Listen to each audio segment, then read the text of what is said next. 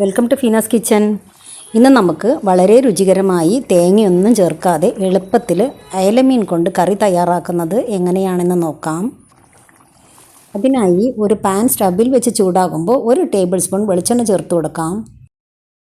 എണ്ണ ചൂടാകുമ്പോൾ അതിലേക്ക് ചെറിയ കഷ്ണം ഇഞ്ചി കട്ട് ചെയ്തതും 5-6 വെളുത്തുള്ളി അരിഞ്ഞതും ചേർക്കുന്നുണ്ട്. രണ്ടും ചെറുതായി ഒന്ന് മൂത്ത് വരുമ്പോൾ 10ഓളം ചെറിയ ഉള്ളി 2ആയി കട്ട് ചെയ്തതും ചേർത്ത് തീ മീഡിയം ഫ്ലെയിമിൽ വെച്ച് നല്ലപോലെ ഒന്ന് വഴറ്റി കൊടുക്കാം.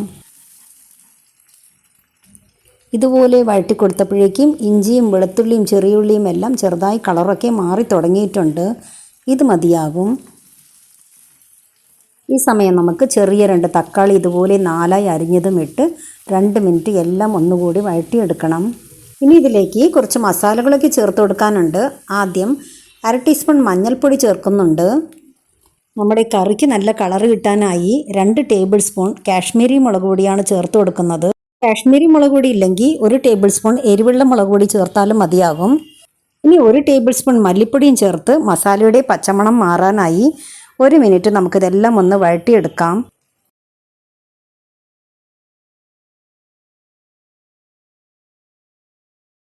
ഇനി സ്റ്റൗ ഓഫ് ചെയ്ത് ഇത് ചൂടാറാനായി നമുക്ക് വേറൊരു പ്ലേറ്റിലോട്ട് മാറ്റി വയ്ക്കാം. തണുത്ത ശേഷം ഒരു മിക്സി ജാറിൽ കുറച്ച് വെള്ളവും കൂടി ചേർത്ത് കൊടുത്ത് ഇതുപോലെ അരച്ചെടുത്തിട്ടുണ്ട്. ഇനി ഒരു മൺചട്ടി സ്റ്റവിൽ വെച്ചിട്ട് ചൂടാകുമ്പോൾ അതിലേക്ക് 1 ടേബിൾ സ്പൂൺ വെളിച്ചെണ്ണ ചേർത്ത് കൊടുക്കണം. എണ്ണ ചൂടായി വരുന്ന സമയം 1/2 ടീസ്പൂൺ ഉലുവ ചേർത്ത് കൊടുക്കാം. സ്റ്റൗ മീഡിയം ഫ്ലെയിമിലിട്ട് ഉലുവ നന്നായി ചൂടായി വരുമ്പോൾ ഒരല്പം കറിവേപ്പിലയും ഇതിൻ്റെ കൂടെ ഇതുപോലെ 2 പച്ചമുളക് നടുവേ കീറിയതും ചേർത്ത് അല്പനേരം ചെറുതായി ഒന്ന് വഴറ്റി കൊടുത്താൽ മതിയാകും. ഈ സമയം നേരത്തെ അരച്ച് വെച്ച അരപ്പ് ചട്ടിയിലേക്ക് ചേർത്ത് കൊടുക്കാം. അതിൻ്റെ കൂടെ 1 കപ്പ് വെള്ളവും കൂടി ഒഴിച്ച് എല്ലാം നല്ലതുപോലെ മിക്സ് ചെയ്തെടുക്കണം.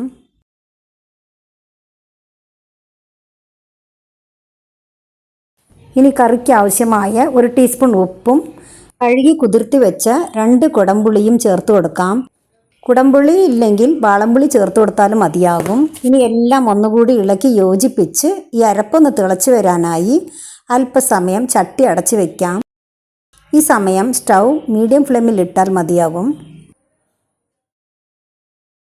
ഇപ്പോൾ അരപ്പൊക്കെ തിളച്ച് വരുന്നുണ്ട്. ഞാൻ 1/2 കിലോ അയിലമീൻ ഇതുപോലെ മസാല പിടിക്കാനായി വരഞ്ഞു വെച്ചത് അരപ്പിലേക്ക് ഇട്ട് കൊടുക്കുന്നുണ്ട്. ഇനി മീനെല്ലാം ഉടയാതെ അരപ്പിൽ മുങ്ങുന്ന വിധം തവി വെച്ച് നമുക്കിതൊന്ന് താഴ്ത്തിക്കൊടുത്ത് 10 മിനിറ്റ് അടച്ചു വെച്ച് തിളപ്പിച്ചെടുക്കണം.